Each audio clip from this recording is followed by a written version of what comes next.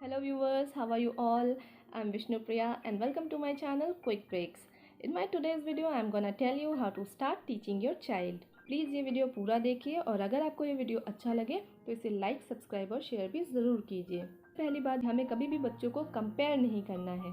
हर बच्चे की mental capacity अलग अलग होती है, हर बच्चे की समझने की क्षमता अलग अलग होती है।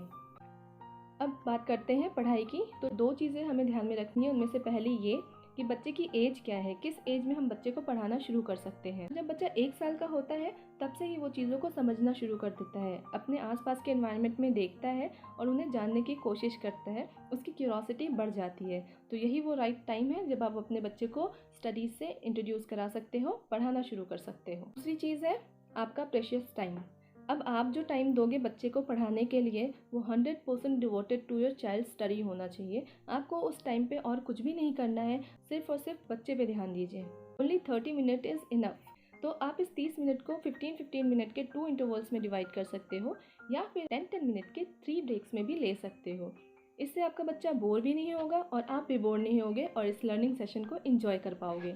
बच्चे को लेकर जहाँ पर पढ़ने बैठ रहे हो वो जगह काम होनी चाहिए, वहाँ पर किसी भी प्रकार का डिस्टर्बेंस नहीं होना चाहिए, क्योंकि अगर डिस्टर्बेंस होते रहेंगे तो बच्चे का ध्यान उधर चला जाएगा और वो आप पर कंसंट्रेट नहीं कर पाएगा। नतीजा ये होगा कि आपने जो भी कुछ उसको पढ़ाया वो उसे रिटेन नहीं कर पाएगा। अब बात करते हैं लर्निंग टूल्स की या लर्निंग इक्विपमेंट्स की। बच्चे को पढ़ाना शुरू करना है तो बुक्स चाहिए, लर्निंग टूल्स चाहिए, लर्निंग ऐप्स चाहिए। जी नहीं, ऐसा कुछ भी नहीं चाहिए।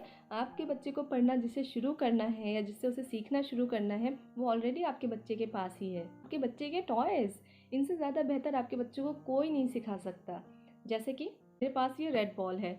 आप कोई भी ऐसे ब्राइट कलर की बॉल ले आइए जिसमें अल्फ़ाबेट्स प्रिंट हो, नंबर प्रिंट हो, शेप्स प्रिंट हो, वेजिटेबल प्रिंट्स हो, एनिमल प्रिंट्स हो। अपने बच्चे को आप खेलने दे दीजिए। फर्स्ट डे से ही उसे बैठ के पढ़ाना शुरू नहीं करना है। आप इसे 2-3 दिन तक बच्चे के पास छोड़ दीजिए। बच्चे को इसे अडॉप्ट करने दीजिए, इस बॉल को बच्चे को अपनाने दीजिए। एक बार जब उसे लगेगा कि ये बॉल मेरी है तो फिर ध्यान देगा वो कि इस पर क्या बना हुआ है, क्या प्रिंट है, वो चीज़ों को समझने की कोशिश करेगा। 2-3 दिन हो जाने के बाद आप बॉल को लेके बच्चे के साथ बैठिए। अब शुरू होता है आपको उसके समय देने का टाइम। तो 2-3 बार पास ऑन कीजिए इस बॉल को और एक बार हाथ में लीजिए और उसे दिखाइए। Look baby, this is a for apple, look how it is written, up down and a line. अपनी वॉइस में थोड़ी एक्साइटमेंट लाइए तो आपका बच्चा भी आपको देखेगा और वो सोचेगा कि ये क्या है, इसमें मम्मी को बहुत मज़ा आ रहा है, कुछ कर रही है मम्मा। उसका इंटरेस्ट लेवल आप में बढ़ेगा। आप अपनी वॉइस को जितना इंटरेस्टिंग बनाओगे आपका बच्चा उतना ही ज़्यादा आपकी ओर ध्यान देगा, क्योंकि उसे लगेगा कि ये कोई फ़न एक्टिविटी है जिसमें बहुत मज़ा आ रहा है और वो भी इसे करने की कोशिश करेगा। हमेशा याद रखिए, पढ़ाई को आप जितना ही ज़्यादा इंटरेस्टिंग बनाओगे आपका बच्चा उस चीज़ को उतनी ही जल्दी अडॉप्ट करेगा, उतनी ही जल्दी सीखेगा और उतनी ही देर तक वो उसके माइंड में रिटेन रहेगी। आप अगर कलर्स सिखाना चाहते हो पहले तो ऐसी कलरफुल बॉल लेके आइए और फिर उसे दिखाइए। Look baby, this is blue colour, blue colour sky का होता है ना, देखो ये वो ब्लू कलर है। या फिर this yellow colour, have you seen banana, banana is yellow yellow ना, this are having a yellow T shirt also. इस तरीके से थोड़ा सा एक्साइटमेंट ला के पढ़ाइए। जो आप उसको सिखा रहे हो उसे उसी की किसी चीज़ के साथ रिलेट कीजिए जो चीज़ उसे पसंद हो। जैसे कि मैंने इस येलो कलर को बनाना के साथ लिंक किया। जनरली बच्चों को बनाना बहुत पसंद होता है खाने में, तो उन्हें पता चलता है कि हाँ ये मेरी चीज़ से रिलेटेड है। तो इस तरीके से आप अपनी आवाज़ को थोड़ा और इंटरेस्टिंग बनाइए जिससे कि बच्चे का इंटरेस्ट और ज़्यादा आए आप में। Next is singing. जो भी चीज़ हम सिंग करते हैं वो चीज़ हमें ज़्यादा दिनों तक याद रहती है, इसीलिए बच्चों को बचपन में राइम्स से पढ़ाना शुरू करते हैं, क्योंकि राइम्स हम जनरली गाते हैं और वो गाना बच्चों को हमेशा याद रहता है। आपको भी अपने बचपन की राइम्स अभी तक याद होंगी, चाहे वो लकड़ी की काठी हो या फिर ट्विंकल ट्विंकल लिटिल स्टार हो। तो ज़रूरत है सिर्फ और सिर्फ अपने बच्चे के साथ गाने की। 1 साल का जो बच्चा ज़्यादा बोल नहीं सकता, कोई बात नहीं, बच्चा नहीं बोल सकता, आप बोलिए, बच्चा उसे सुनेगा, उसे समझेगा, उसे याद रहेगा और जब वो बोलना शुरू करेगा तो उसे ये राइम्स ऑलरेडी आती होंगी। वो जैसे वो बोलना शुरू करेगा वो राइम्स को यूँ फटाफट लर्न कर लेगा और बताना शुरू कर देगा। इसीलिए आप जब भी फ्री होइए बच्चे के साथ राइम्स गाइए। बच्चे हमारे पीछे पीछे घूमते रहते हैं जनरली किचन में या फिर ड्राइंग रूम में। इरिटेट होकर बच्चों को भगाना बंद करिए, उनके साथ खड़े होकर राइम्स गाइए। आपके हैंड्स बिजी हैं but your mouths are free, तो आप गाना गा सकते हो, आप राइम सिंग कर सकते हो। तो जब भी बच्चा किचन में है आप उसके साथ कोई वेजिटेबल राइम गाइए, जैसे आलू कचालू बेटे कहाँ गए थे, या फिर कोई भी ऐसा राइम गाइए जो आपको अच्छा लगता हो, जो आपको याद हो। देखिए, इससे आपका भी मूड फ्रेश हो जाएगा, आपका बच्चा भी हैप्पी हो जाएगा।